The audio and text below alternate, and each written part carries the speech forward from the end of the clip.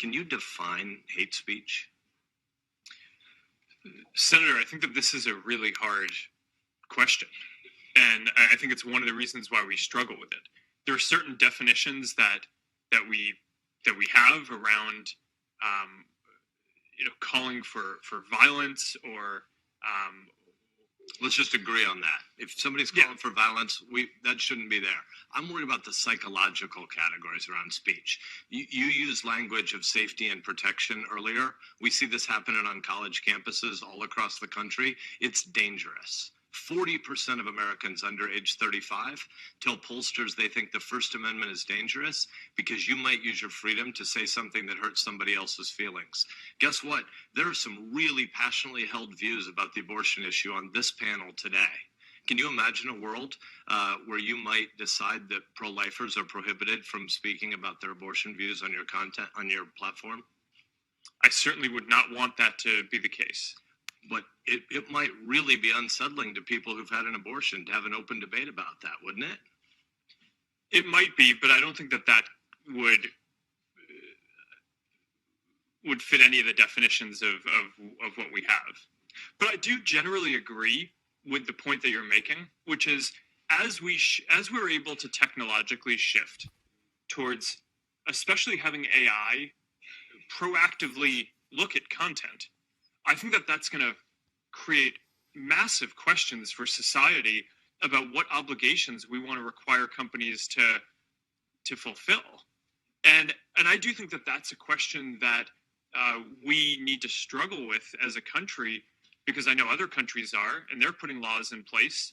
And I think that America needs to figure out and create the set of principles that we want American companies to operate under. Thanks. I wouldn't want you to leave here today and think there's sort of a unified view in the Congress that you should be moving toward policing more and more and more speech. I think violence has no place on your platform. Sex traffickers and human traffickers have no place on your platform. Let me ask the question again. Does Facebook consider itself to be a neutral public forum? And representatives of your company have given conflicting answers on this. Are you a First Amendment speaker expressing your views, or are you a neutral public forum allowing everyone to speak? Senator, here's how we think about this. I don't believe that there is certain content that clearly we do not allow, right? Hate speech, terrorist content, nudity, anything that makes people feel unsafe in the community. From that perspective, that's why we generally try to refer to what we do as a platform for all ideas. Let me try, just because the time is constrained. It's just a simple question. The predicate for Section 230 immunity under the CDA is that you are a neutral public forum. Do you consider yourself a neutral public forum, or are you engaged in political speech, which is your right under the First Amendment? Well, Senator, our goal is certainly not to engage in political speech. I'm not that familiar with the specific legal language of the law that you speak to, so I would need to follow up with you on that. I'm just trying to lay out how broadly I think about this. Well, Mr. Zuckerberg, I will say there are a great many Americans who I think are deeply concerned that Facebook and other tech companies are engaged in a pervasive pattern of bias and political censorship. There have been numerous instances with Facebook. In May of 2016, Gizmodo reported that Facebook had purposely and routinely suppressed conservative stories from trending news, including stories about CPAC, including stories about Mitt Romney, including stories about the Lois Lerner IRS scandal, including stories about Glenn Beck. In addition to that, Facebook has initially shut down the Chick-fil-A Appreciation Day page, has blocked a post of a Fox News reporter, has blocked over 24 Catholic pages, and most recently blocked Trump supporters Diamond and Silk's page with 1.2 million Facebook followers after determining their content and brand were, quote, unsafe to the community. To a great many Americans, that appears to be a pervasive pattern of political bias. Do you agree with that assessment? Senator, let me say a few things about this. First, I understand where that concern is coming from because Facebook and the tech industry are located in Silicon Valley, which is an extremely left-leaning place. And this is actually a concern that I have and that I try to root out in the company, is making sure that we don't have any bias in the work that we do. And I think it is a fair concern that that people would at least wonder about. Let me ask this question. Are you aware of any ad or page that has been taken down from Planned Parenthood? Senator, I'm not, but let me just... How about MoveOn.org? Sorry? How about MoveOn.org? I'm not specifically aware of those. How about any Democratic candidate for office? I'm not specifically aware. I mean, I'm not sure. We have to make sure those connections are positive. It says we have to make sure people aren't using their voice to hurt people or spread misinformation. We have a responsibility not just to build tools, to make sure those tools are used for good. Mr. Zuckerberg, do you feel it's your responsibility to assess users, whether they are good and positive connections or ones that those 15 to 20,000 people deem unacceptable or deplorable? Senator, you're asking about me personally? Facebook. Senator, I think that there are a number of things that we would all agree are clearly bad. Foreign interference in our elections, terrorism, self-harm. Those are things. Censorship. Well, I think that you would probably agree that we should remove terrorist propaganda from the service.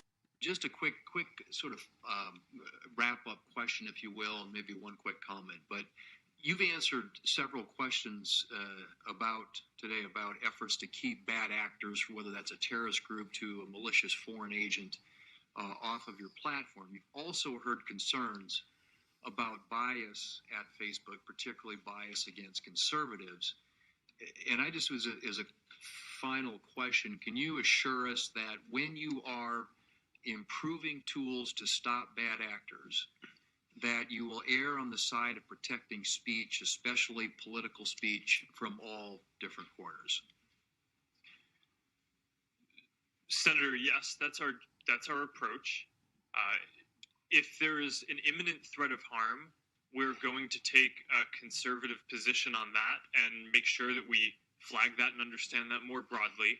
But overall, I want to make sure that we provide people with the most voice possible. I want the widest possible expression, and I don't want anyone at our company to make any decisions based on the political ideology of the content. This is a call for an uprising. Welcome to today's show. I know most people are thrilled about Mark Zuckerberg speaking in front of Congress, talking about free speech. You could see the show being put on because that's all that it is a show. Remember how I always talk about the push and the pull, right? They can't make everything look lopsided. Obviously, there has been an uproar from the wink, wink, quote unquote alt-right, which I am not a part of, and the listeners of this channel, for the most part, are not a part of. Because the alt-right still believes in the left-right paradigm. The alt-right still believes that there's Republicans who are good people, and it's just the liberal people who are these bad, satanic, awful people. When in reality, they all play for the same team. They want to keep you trapped inside of this box. And that's exactly what they do. So Zuckerberg speaking before Congress, a lot of people said, wow, this is wonderful to see. This is great to hear. All of these congressmen are grilling him about free speech. But you notice what they're talking about? They're talking about political issues. They're talking about, oh, it's not fair to censor people who might want to argue about abortion or people who might want to argue about, things going on with the left and the right. You see how they word this and manipulate this so that people out there who consider themselves awake will fall into believing that this is some type of wave, that we're going to have our free speech saved? Okay, little by little, free speech is going to be removed. The common theme in this entire speech and this entire show that was put on in front of Congress was talking about political speech and how people who are conservative should be allowed to have open debates with people who are liberal. That's what they want. They want open debates about pointless, senseless issues. And that's all that the left and right is about. Pointless, worthless issues. When they go in and they start talking about hate speech, it's not getting defined. They're lumping in hate speech with violence. But The real problem is, and the real thing that doesn't get addressed, and this is how they work, right? They go there, they talk about the First Amendment, they talk about free speech, but they don't talk about how come channels like this or other voices out there, which are all across the internet, and I'm not on Facebook. So I can't imagine how many people on Facebook are talking about these events that are occurring that seem very sketchy, where there's people laughing who are supposed to be involved in traumatic events, whose stories don't match up, who change their own stories. How come when we talk about that or question the news, that is not being addressed in front of Congress? Why are we not allowed to question the news? Who cares about having an open debate with some liberal about some topic, about conservatism and liberalism, and let's debate about something that's not important? Of course they want that. They want to keep everybody trapped in this bubble. That's the ultimate goal for them. Keep everyone trapped. You got Ted Cruz up there, and he's going after him. And, oh, yeah, we're worried about all these senators and all these people. Oh, we're worried about, the fact that you're only targeting conservative voices on Facebook, and you're letting this liberal message go out. And conservative, how come you're not supporting conservative congressmen or conservative people running for office? Huh? Who cares about that? How come people can't question the news? That's what should really be asked. How come when we question the news, we get silence? How come when we point out, oh, that's hate speech? Oh, that's hurtful to somebody for questioning a false narrative that's being pushed on the news? Events that are so sketchy, even a 5-year-old should be able to identify them as fake? That's the issue here. So you see how they twist this stuff and they make it this illusion, this perception that, oh, they're going to grill Zuckerberg and, oh, there's going to be change coming. I'm sure they'll have the YouTube CEO on there sooner or later, Susan Wajajajah, and they'll do the same thing. Oh, how come, you're taking down all of these people who are pro-Trump and all these anti-Trump channels get promoted? Oh, well, we're working on tweaking that. We've hired new employees. How come none of us can question these bogus events that are beyond bogus? You see fake bodies, you see all this stuff. You can't question any of that. How come when we talk about SRA, satanic ritual abuse, how come videos get immediately demonetized or get blocked worldwide or taken down?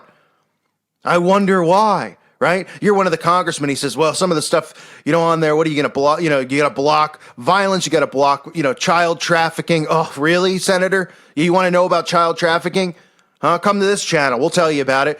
Come to other channels who are trying to wake people up to SRA and these poor people who have been victimized since birth by their own family members, who need our prayers, who need our help, who need these people who are actually in Congress to do something, but they won't because they're all part of the same brotherhood, whether on the left or on the right. So don't fall into this when you see this, okay?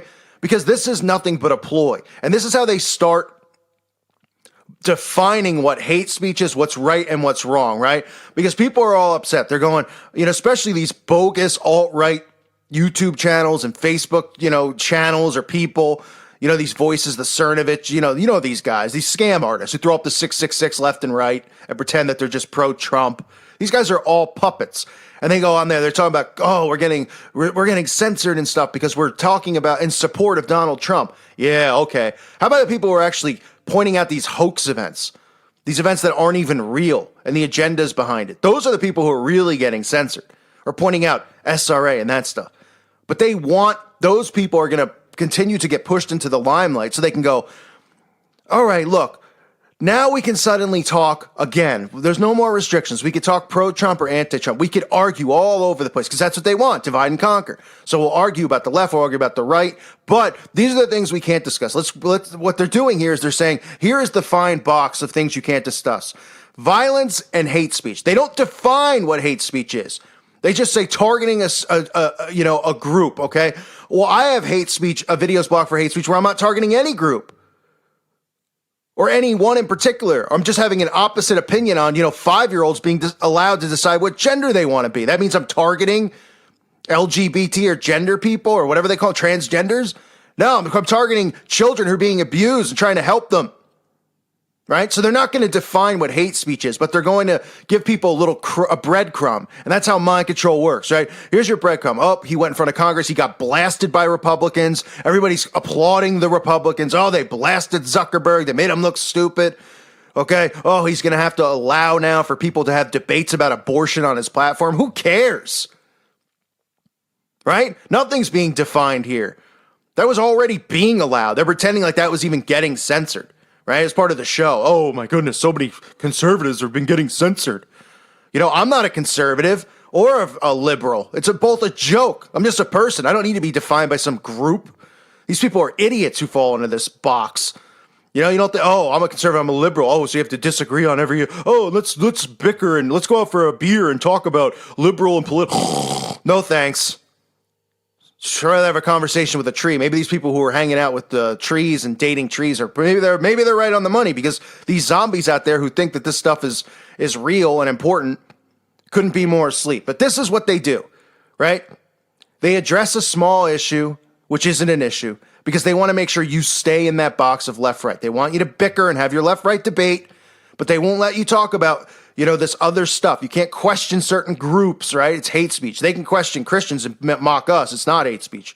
But we can't question that. We can't question the news, right? That's what the missing link is in this whole, you know, show that they put on in front of Congress. They didn't address that stuff, right? They didn't address the fact that people can't have an opposite opinion of what the news says, and that if the news says it, it has to be true. Has to be. As far as a story like that, I'm talking about, you know, let's just say Valentine's Day. If they tell us that this has happened, we have to all believe it. Nobody can question it. Nobody can think, because, oh my goodness. But then they call us crazy conspiracy nut jobs. So if we're so crazy, then why don't you just let us question it and sit in our little corner over here? Oh, because you're afraid that we're waking people up and people are realizing what a show and charade this is because the veil's being lifted and now people's eyes are opening up? Yeah, sounds about right. Unbelievable. The show continues on. I thank you for listening to today's show. God bless all of you and your families.